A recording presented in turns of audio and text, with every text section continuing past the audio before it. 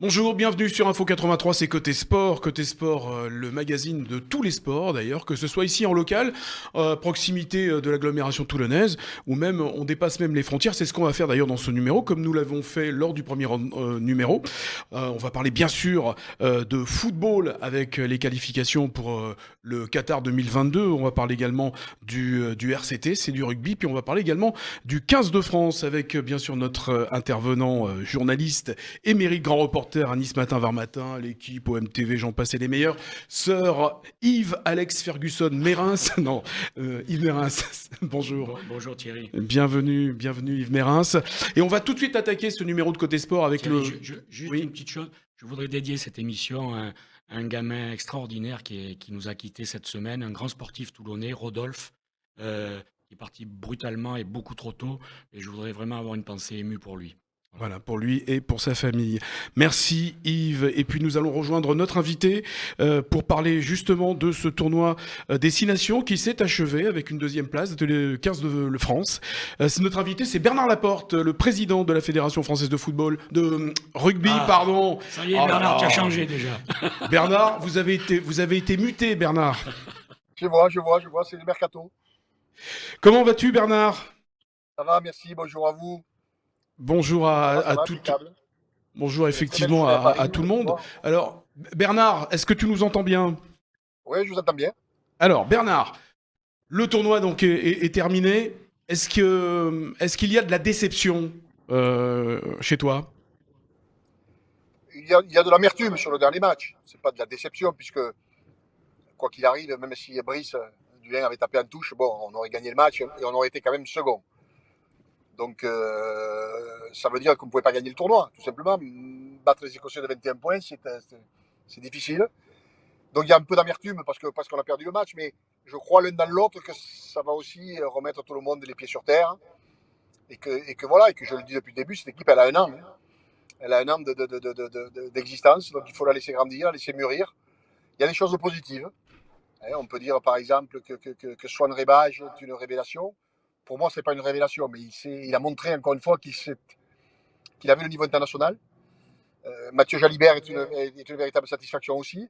Donc voilà, il y a des choses qui se mettent en place petit à petit. Il y a des joueurs qui éclatent et qui feront le collectif de l'équipe de France pour la Coupe du Monde 2023. Donc oui, un peu d'amertume parce que si on avait gagné, c'est toujours mieux de terminer en gagnant un match.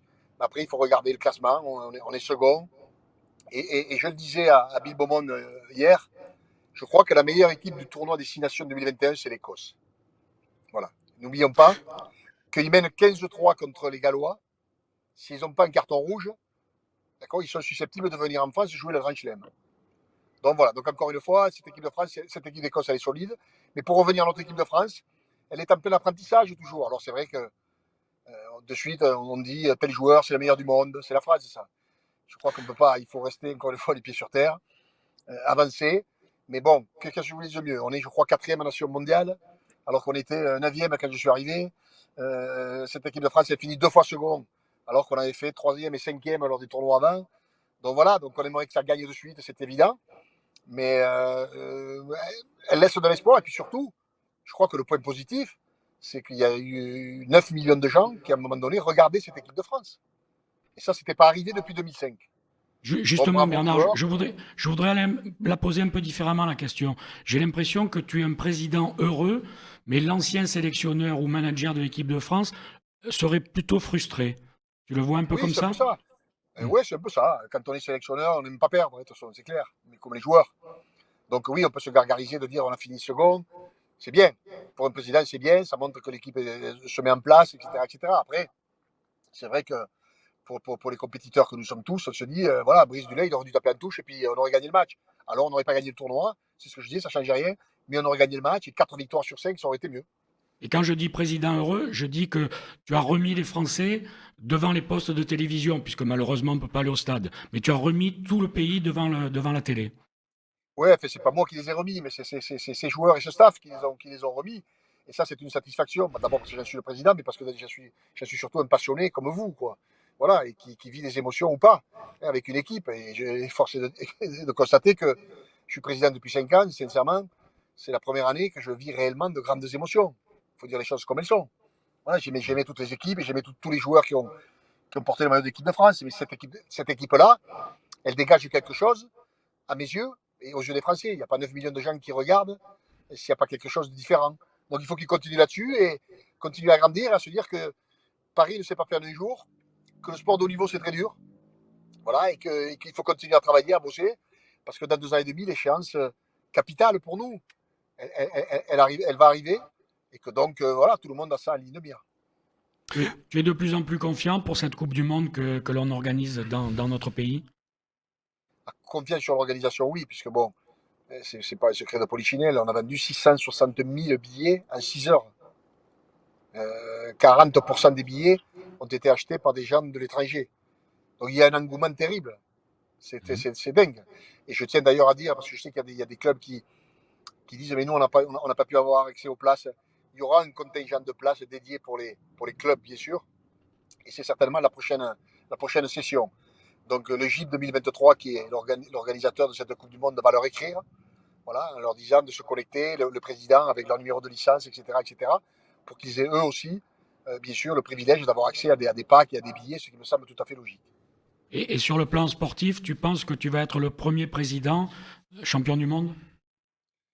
Tu sais, si je ne le pensais pas, je crois que les autres ne le penseraient pas. Je vais être objectif.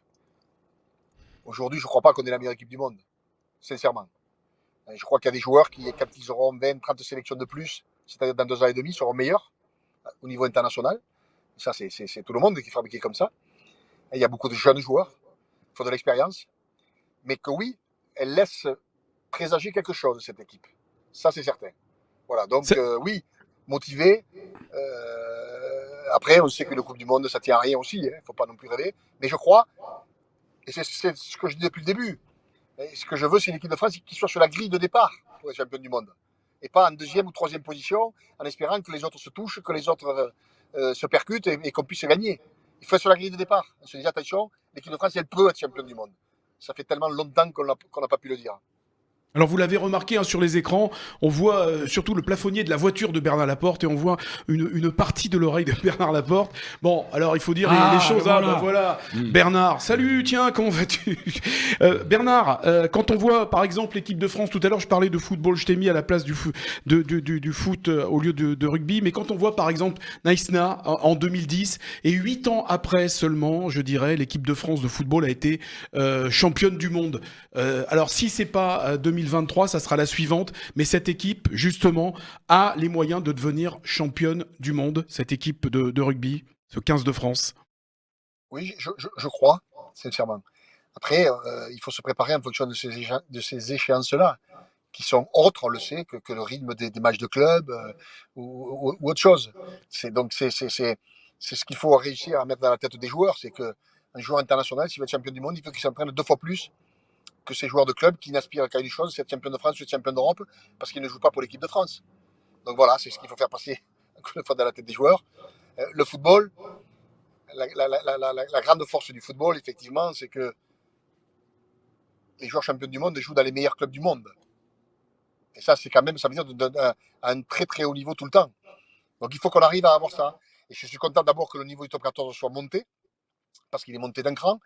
Mais ce que je voudrais attendre aussi, à un certain moment, on va être champion du monde avec des joueurs, mais j'espère qu'ils seront d'abord champions d'Europe avec leur club.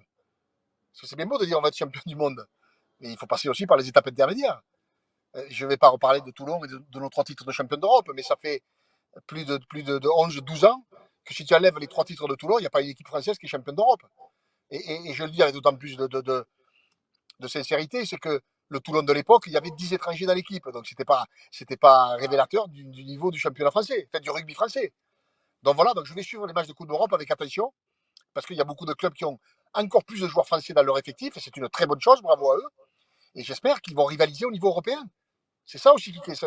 Voilà, c'est bien beau de vouloir être champion du monde, mais il faut au niveau européen que ces mêmes joueurs qui sont dans des clubs encadrés de joueurs étrangers de très haut niveau gagnent des titres européens. Ça passe aussi par ça, la construction des joueurs.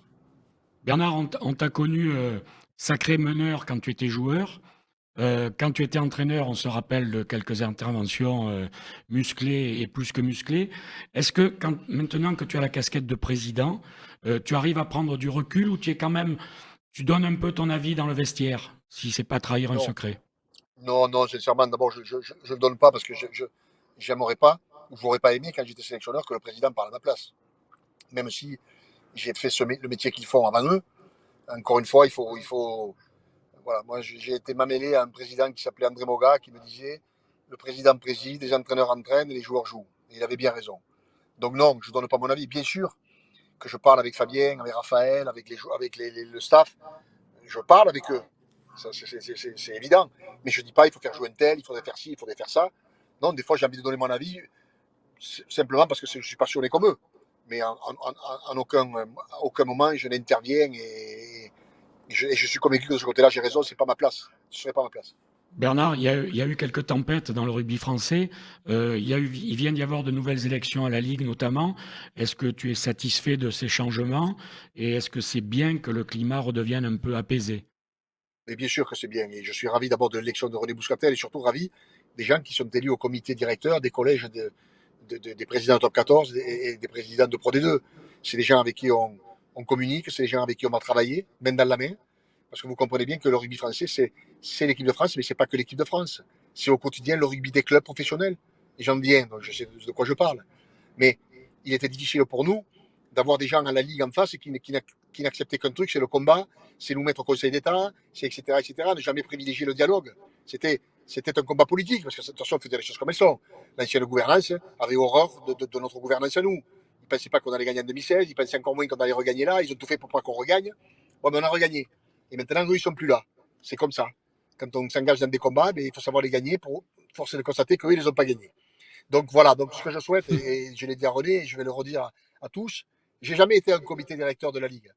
J'irai au prochain comité directeur de la Ligue pour dire réellement quelles sont les motivations de la fédération et pas entendre ce que j'ai entendu pendant 2 mois où les gens qui voulaient gagner la Ligue disaient mais de toute façon, Bernard, il rêve que d'un truc, c'est d'avoir des provinces, c'est de gérer l'argent de la Ligue.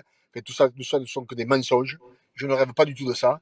Je veux m'appuyer sur des clubs forts et je veux travailler avec eux. C'est aussi simple que ça. Et que la Ligue existera toujours et qu'elle gérera le monde professionnel, c'est son rôle. Voilà, donc les choses elles peuvent être plus transparentes et plus claires. Mais effectivement, pour répondre à ta question, je suis content de ces élections parce que ça va apaiser les choses et on va travailler main dans la main. Alors bien sûr que les intérêts des uns ne sont pas les intérêts des autres, on le sait, je l'ai vécu, moi j'ai été des deux côtés. Mais, mais ensemble, on doit trouver justement ce juste milieu qui fait que tout le monde est satisfait. Bernard, on a déjà eu la discussion plusieurs fois en off et pas en off. Qu'est-ce que tu penses? Moi, il y a un truc qui me gêne quand même dans le rugby d'aujourd'hui, c'est ce problème des doublons. Est-ce que toi, qui es un sportif moderne, tu vas pas faire avancer les choses pour qu'il n'y ait plus de doublons, qu'il y ait comme dans tous les autres sports des fenêtres internationales pour que les clubs ne soient pas pénalisés, tout en gardant les meilleures forces à l'équipe de France? Qu'est-ce que tu penses de ça? C'est une problématique que je n'ai pas à gérer. C'est la Ligue qui décide de ça. Maintenant, si on ne veut pas de doublons, eh bien, il faut limiter le nombre de clubs dans la première division professionnelle. C'est aussi simple que ça. Voilà. Pourquoi pas passer à 12, mais c'est pas à moi de décider. Et alors, encore une fois, les clubs, s'ils acceptent les doublons, d'accord, c'est eux qui le décident. Je trouve que c'est pas une bonne chose les doublons pour la visibilité de notre sport. Mais je suis prêt à accepter qu'on veut garder 14 clubs en première division et que donc pour ça on accepte qu'il y ait des doublons. C'est leur problème. C'est pas le mien. Ça gêne pas la performance de l'équipe de France. Ça gêne à mon avis à la visibilité, comme tu viens de le dire. Mais c'est à eux de décider. Je ne serai pas un président omniprésent qui va se mêler de choses qui ne le regardent pas, entre guillemets, parce que moi j'ai beaucoup de respect pour les présidents de clubs qui donnent de leur temps, de leur argent souvent, et moi j'irai leur expliquer comment il faut faire. Non, j'ai pas été élevé comme ça, mais avec eux à discuter, de travailler avec grand plaisir, mais c'est eux qui doivent décider. Bernard, personne ne t'a oublié hein, et personne ne t'oublie sur la rade ici à Toulon. Est-ce que tu suis toujours le RCT particulièrement ou puisque tu ne veux pas faire de jaloux, tu vas répondre que non? Je vais être honnête, je le suis de loin. C'est évident que je regarde toujours les résultats, bien sûr. Je suis licencié à Toulon. Et je vais te dire la vérité, j'ai regardé le match samedi soir. Et quand Mahanonou a été expulsé, j'ai été à la télé. Voilà. ça, veut dire, ça veut dire beaucoup de choses. Ça Et veut dire c'est rien c'est contre tout, eux. c'est Hein. tout. C'est rien contre eux.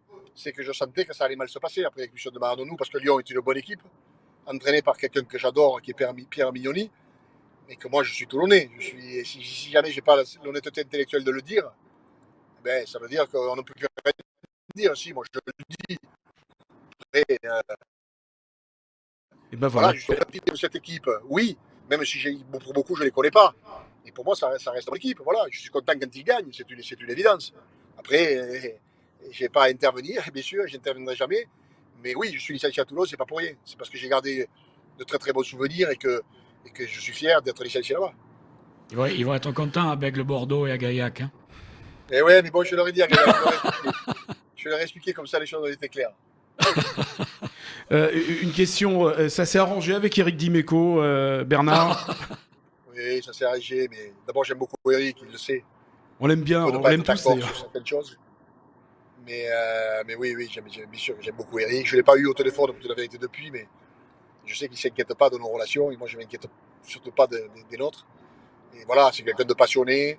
Et bon, il fallait son intervention, alors que j'étais en train de parler de choses qui sont compliquées à expliquer. Moi, je ne suis pas médecin, etc. etc. Et c'est vrai, le fait qu'il me coupe sur des choses, je me suis emporté. Alors, je n'aurais certainement pas dû, hein, c'est pas le souci. Mais il n'y a rien contre Eric. Ça t'arrive jamais, Bernard. Hein? Ça m'arrive jamais, il le sait. Bernard, on va prendre congé. Merci en tout cas de nous avoir accordé ces quelques minutes. Merci beaucoup pour cette analyse. Bonne continuation, hein, bien sûr, avec cette présidence de la Fédération française de rugby. Hein. J'avais un petit peu savonné au tout début. Merci beaucoup, Bernard Laporte, d'avoir été notre invité sur Info 83. Merci à vous. Et je salue Sœur Yves Mérens, alors. Merci, Sœur Bernard. Ciao, Bernard ciao. Laporte, donc à bientôt Bernard, à bientôt et soyez prudent Ciao, ciao. Bernard Laporte. On va justement parler du RCT, hein, Yves, donc avec cette défaite. Alors est-ce qu'on peut employer le mot de défaite? C'est une déroute à Lyon? Non, mais on peut rester dans les termes mesurés. C'est une grosse défaite, mais elle s'explique. C'est ce qu'on disait avec Bernard tout à l'heure. C'est un problème de doublon. C'est un problème que Patrice Colazo et son staff n'ont pas à leur disposition les meilleurs joueurs. Donc, moi, j'hésite pas à dire que le championnat est faussé. Voilà, faussé. Il n'y a aucun autre sport qui accepterait ça. Donc, on va voir maintenant comment ça va repartir. On va voir comment ils vont se relancer. Et puis, je leur souhaite le meilleur et je pense qu'ils peuvent finir largement dans les 6 premiers. Oui, bien sûr. On va voir d'ailleurs les résultats hein, de cette journée du top 14. Alors, bien sûr, score fleuve, hein, je dirais même surprenant, 54-16 à Lyon chez les hommes de Pierre Mignoni. Mahanonou qui pète les plombs. À la fin de la rencontre. Ouais, j'ai peur qu'ayant moins de moyens qu'à sa grande époque dorée, éventuellement, il est obligé de faire ce genre de geste. Mais bon, c'est un grand monsieur, donc on lui pardonnera facilement. Mais pour en revenir au doublon, regardez le Stade Toulousain qui prend 30 points chez lui contre Montpellier qui était à l'agonie. Bon, il y a des choses pas normales, quoi. Je veux dire, tout au long de l'année, un match vaut 4 points, 5 points avec un bonus. Et là, il y a des tas de rendez-vous où ça vaut pas 4 points, quoi. Donc, c'est un peu dommage, quoi. Moi, je regrette profondément ça. On va découvrir le classement également de cette journée. C'est écrit un peu petit, mais bon, c'est statu quo, on dirait, au niveau du classement. Oui, bon, ils sont 7e, ex-aequo, c'est pas loin devant, donc tout est rattrapable. Et puis, bon, maintenant, on a tourné la page de l'équipe de France, donc Patrice Colazo va pouvoir retravailler très correctement et du mieux possible, bien entendu, avec tout son groupe. Je pense qu'il y a le retour de quelques blessés. Je pense qu'il a du matériel pour faire beaucoup mieux. Il le sait, et même s'il ne le chante pas sur tous les toits, parce que c'est un type très modeste et humble, mais je suis sûr, il est sûr de sa force. À propos de Louis Carbonel, Patrice Colazo qui a regretté d'avoir appelé Louis Carbonel. Une réaction, Yves? Il regrette parce que ça s'est passé comme ça, mais il était très content de le mettre dans le train pour qu'il arrive vite, parce que ça faisait 2 ou 3 matchs qu'on n'avait pas de charnière, qu'on ne savait pas comment jouer. Moi, j'étais très très très content que Louis Carbonel reporte le numéro 10 tout de suite. Bon, c'est pas Louis Carbonel qui a failli à Lyon, c'est toute l'équipe qui a failli à Lyon. C'est pas Louis Carbonel qui a été expulsé. Bon, donc c'est un ensemble de choses qui a fait qu'il y a eu plus de 50 points dans la musette. La prochaine journée, le calendrier, on regarde le tableau, donc ça sera la mi-avril. Et non, c'est pas le calendrier, ça. Mmh. Non, bon, Non, ça c'est encore. c'est autre chose. Non, c'est autre chose. C'est autre chose, c'est pas grave. Bon, on enlève ce tableau et on va passer maintenant donc au football avec une première info avant de revenir sur les qualifications pour la Coupe du Monde 2022. L'info sur le championnat national 2. On est très concerné ici dans l'agglomération toulonnaise avec deux clubs, hein, le Sporting Club de Toulon, dont Info 83 est partenaire. Il y a également le IRFC, il y a également Fréjus, des clubs donc qui sont engagés dans ce championnat amateur.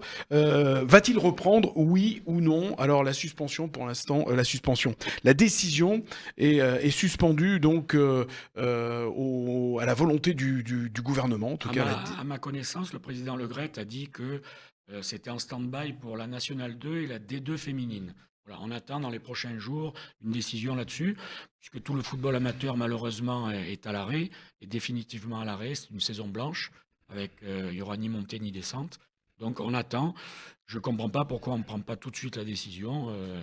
C'est oui ou c'est non, mais je ne vois pas pourquoi on se donnerait encore quelques jours pour prendre une parce que décision. ça joue peut-être sur le championnat national et puis sur les autres championnats qui sont au-dessus.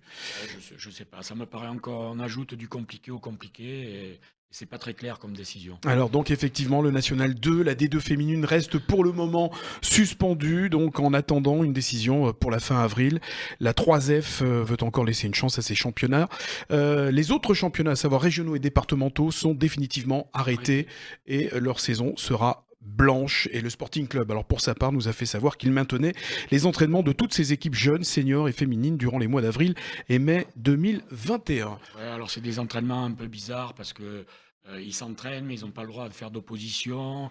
Moi je vois dans les clubs de jeunes que je fréquente comme le Racing, bon, ils n'ont pas le droit même entre eux de faire des oppositions. Bon, c'est très compliqué. Je trouve qu'on a sacrifié 2 ans de jeunesse. Bon, on sait pourquoi. Malheureusement, le problème est grave, mais enfin, c'est des gamins qui ont 13, 14, 15, 16 ans, qui vont avoir 2 années blanches dans une adolescence, c'est beaucoup. Oui, et puis ça va devenir même compliqué, mais ça c'est autre chose dans les établissements scolaires également, puisqu'on parle de fermer les établissements scolaires. C'est compliqué pour tout le monde, hein, dans tous les métiers, et le football en fait partie. Chez les pros maintenant, alors là on s'est régalé hein, depuis la semaine dernière avec... comment? Ah bon? Bah ouais, moi j'ai regardé Albanie, Ouais. Angleterre-Albanie. Non, alors c'est le début effectivement des qualifications pour la 22e Coupe du Monde 2022 qui se déroulera au Qatar entre le 21 novembre et le 18 décembre. Alors on va s'intéresser plus précisément bien sûr au groupe de la France. Tu as vu le match, je suppose, Yves, les deux matchs? J'ai vu les 2 matchs. Bon, Mahanonou n'a pas été expulsé, donc j'ai pas pu faire comme Bernard pour couper le son et l'image, mais franchement, bon, l'Ukraine, c'était très moyen. France-Ukraine effectivement Un et partout, Kazakhstan-France. Ouais. Kazakhstan-France, au bout de l'Europe, franchement, bon, on a un peu de Ça se temps met à en perdre. route tout doucement? Ça se met en route vraiment, vraiment doucement. Les autres résultats font que ils sont bénis d'être seul premier de ce groupe avec 4 points, puisque l'Ukraine, chez elle, s'est fait reprendre dans les On arrêts va de voir le jeu. classement. Hein. Donc, mais par contre, bon, c'est une équipe diesel, hein, c'est une équipe, bon, Didier Deschamps ne l'a pas caché, ils sont partis sur un mode très tranquille, c'est un peu décevant. Et je pense qu'il faudra avoir une autre attitude pour se qualifier facilement, mais par expérience, on sait que les qualifications pour les mondiaux n'ont jamais été simples. Donc, on va Oui, continuer à puis même souffrir jusqu'au bout. chez les autres équipes, les grosses cylindrées, hein, les Pays-Bas, l'Angleterre, la Belgique, Ouais, moi, c'est... j'ai pas vu les mêmes classements que vous parce que j'ai vu plein de poules où il y a des équipes à 6 points au bout de 2 matchs. Oui, ça Donc, c'est au niveau des résultats, mais au niveau du ah jeu, oui, ça n'a oui, pas mais été... il n'y a que les résultats qui comptent. À la c'est manière, on ne te certain. qualifie pas, hein, ça c'est sûr. Hein. Donc, Donc 4 points, mm. on a grillé un joker à la maison. Là, ils vont aller en Bosnie, c'est jamais simple. Donc il ne faudra pas se reprendre les pieds dans le tapis une deuxième ou une troisième fois. Affaire à suivre. Qu'as-tu remarqué de spécifique justement durant ces deux matchs? Bon, tout J'ai le monde est revenu remarqué bien sûr que sur le jeu individuel de Mbappé J'ai qui a joué remarqué perso. que Mbappé, que j'adore et qui est un phénomène, s'il veut prétendre un jour avoir le ballon d'or, il ne faudra pas qu'il connaisse ce genre de trou d'air. Il faut être bon à tous les matchs, ce que font Messi et Ronaldo. Il faut pas avoir une attitude désinvolte comme il a eu contre l'Ukraine.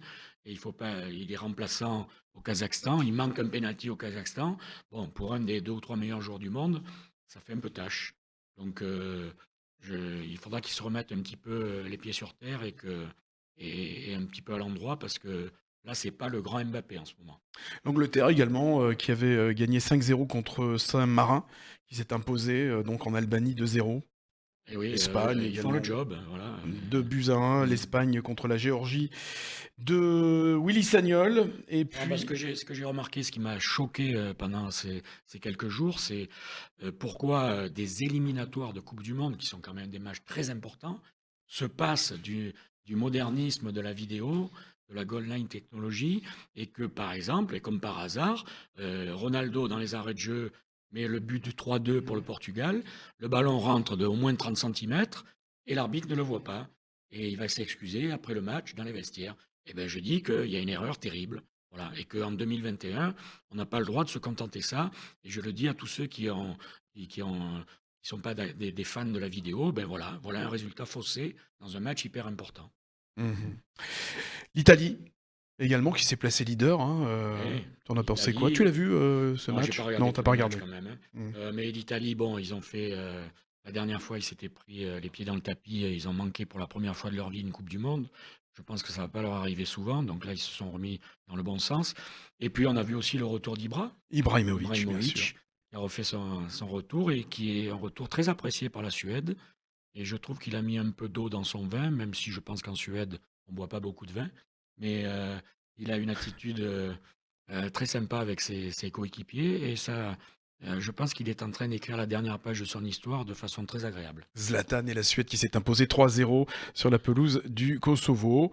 L'Allemagne également, hein, la Mannschaft qui s'est imposée 1-0. Voilà. Et puis un score fleuve. Peut-être on aurait voulu voir ça aussi avec l'équipe de France. Et le Danemark qui s'est imposé 8-0.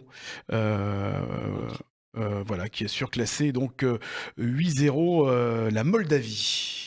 Je crois qu'il faudrait que les élections à l'UEFA aient un peu moins d'importance. Et comme ça, on laisserait des équipes des pays dans une deuxième division et on n'aurait pas ce genre de folklore pour les éliminatoires, parce que je pense que ça fait pas très sérieux.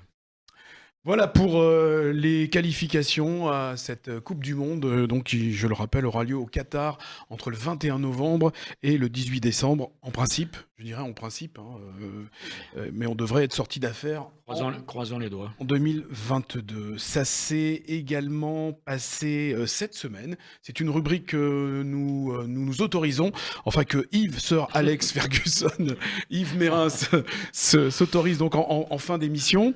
Handball.